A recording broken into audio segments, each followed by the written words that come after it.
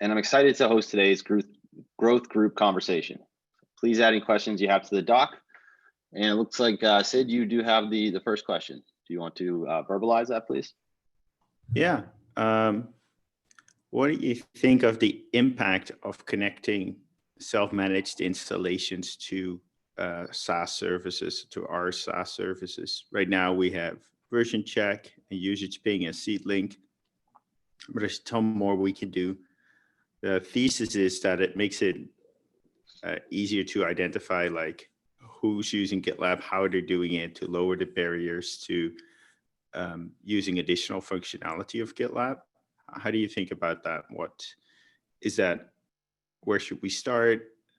Should we even start? Should this be a bundled initiative or separate ones? Yeah, just curious about your thoughts. Yeah, it's a great question. There's a lot there.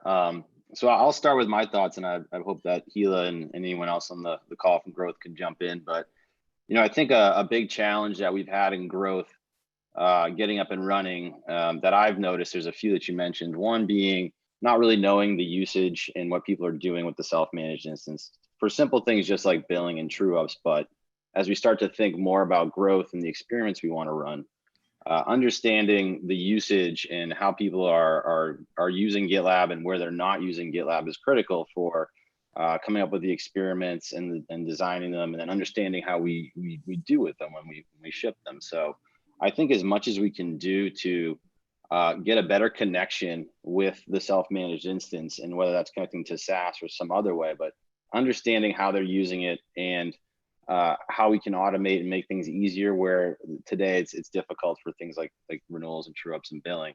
I think it's going to make things a lot easier for our customers, number one, but also for us as a company and as a growth team, to allow us to iterate more quickly and to move the needle on the numbers that we care about. I'd love to hear other folks in growth thoughts if they want to add anything as well.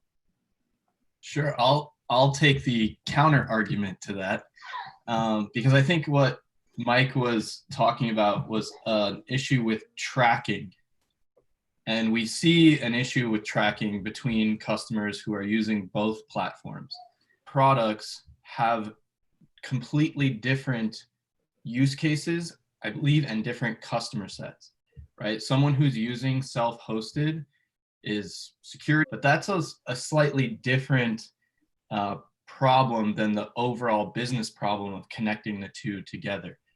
I think that if we think about connecting the two, they're a little bit larger of an enterprise. They have more of a DevOps platform likely already built or planned, and SaaS may be smaller SMB customers. So connecting them necessarily makes them basically the same product.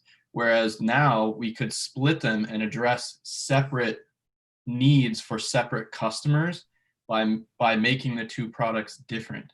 And we would remove that option if we connected the two together.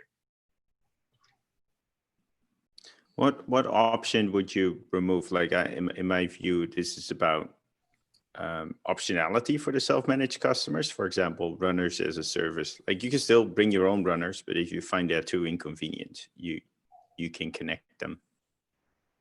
Maybe it's a third product you're making. But let's think about, well, I'll use a couple of your examples that you just had. Let's use runners, for example.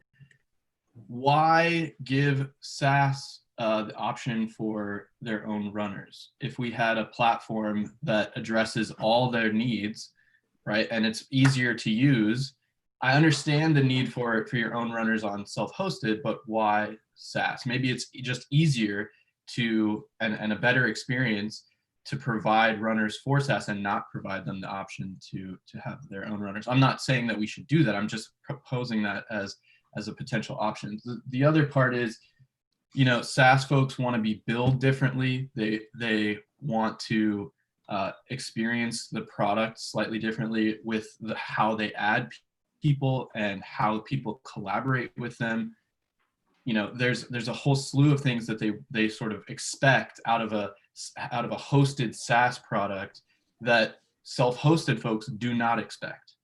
And so by connecting them together, we make it more difficult for ourselves provide that experience to SaaS users.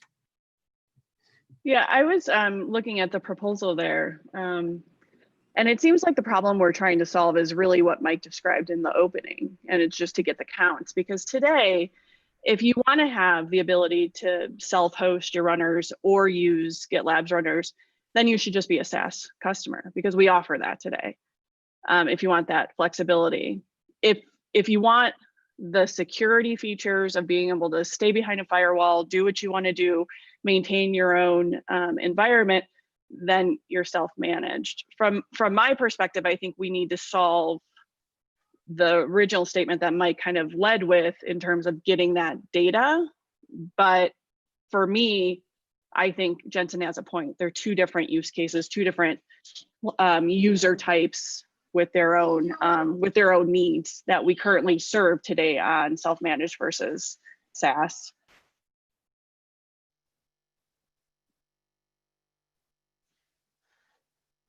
Sid, I think you're muted.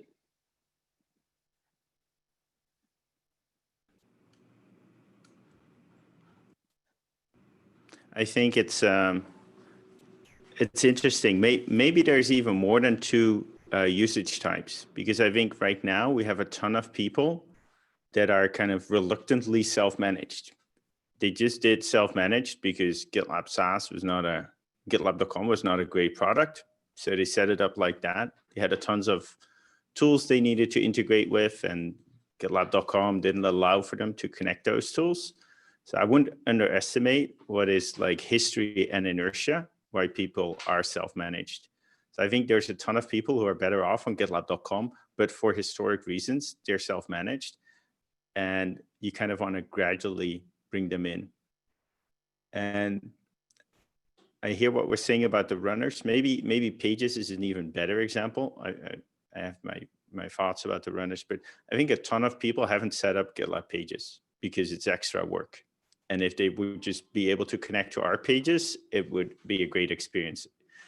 And they're not going to move their whole installation, but they would like to use GitLab Pages. And today they're forced to use Netlify because we don't offer Pages as a service to those people. There's a bit of history, and I recognize a lot of people are new. Like, just a lot of people might be self-managed, not because they're a super big company or because they wanted to be, but because we forced them to be self-managed because we didn't have all the features on GitLab.com. We changed that, but they're still self-managed for historic reasons. All right, so Hila, looks like you have the next question. Yeah, so I saw Jensen put a summary of the pricing tier page test. I want to ask, what's your overall learning through testing those 3 different experiments? Sure, happy to verbalize. There's a lot of learnings here. So I want to be clear that this is the first 3 versions. There was a 4th that was tested whose results were posted on Friday. That's not included here. That was run by the marketing ops team. So for our version, we were really doing a few things with the first version. In user interviews, folks were, it became pretty obvious that folks were confused with how we were presenting the tiers. Really, we were just listing features in those tiers and not listing it in a complete fashion. So folks were really confused about the value of our different tiers. So the goal was really to just present this in a way that was understandable and easy to consume for users.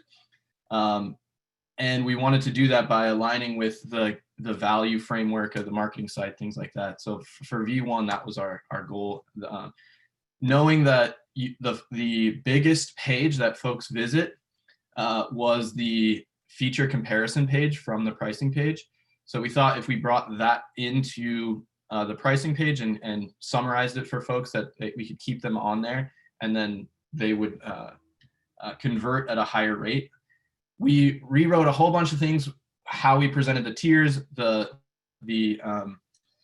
feature comparison summary and things like that. What we found was that feature comparison summary was a little bit confusing. It tabbed the different feature sets, and folks in the interviews originally saw that as potentially different products. So I think people were confused, plus the way that we were presenting it made it look like, unless you really dug into the different tabs, made it look like a lot of the tiers were comparable because there were a lot of check marks in the first, in bronze, and in free. So we removed that section, the feature comparison section. Version 1, the test did not outperform the control. Version 2, it did outperform the control once we removed that feature comparison page. And what we sort of thought was maybe we should streamline this even more and just present the bare minimum, like here are the value at different tiers. And folks are more likely to just click into the product and sign up. Remember, we were not looking actually for signups to different tiers, just total signups to how many total users did we convert compared to the test. And so when we removed that FAQ section, I thought what was really interesting is actually we saw a major decrease between the different versions. So there's a bit of information in that section that people find really necessary to be presented to them. So we added that back in, and we version 2 actually won out. It's performed slightly better. And then the most recent test improved upon this version to outperform even more. I think it outperformed by the new version tested against version 2 outperformed version 2 by about 1%. So we've seen about a 1.5% increase given all 4 tests. Awesome. Thanks for that, Jensen. That's exciting, those results for sure. And so just the 1.5% improvement though is on like 2.5% or something, right? So it's like a 80% improvement. Right. Yeah. So that's amazing. Dara, you have the next question. I do. I'm looking at slide 5 and the OKR number 3, and maybe I'm just reading it wrong. But it looks like the goal was to exceed 95%, and it looks like you're over 98 as of June 18th. So I'm curious why the status is still 70%. So is there a missing piece that still needs to be done? Yeah, Dara, I can speak to this quickly. Because this CSAT score, Amanda and Mike and the team are working on this regularly. So this score, we want to maintain it over 95% all the time. So we are only 2/3 of the quarter. So we have been successful so far, but if we really want to be 100%, we need to wait until end of quarter. We're still above 95%, and that's called victory and success. Amanda, do you have anything to add there? Nope, you've got it. Thanks. Makes perfect sense. Thank you so much. No problem. All right, so we are out of questions in the doc. I'll give it maybe 30 more seconds, and then we'll call it a day here.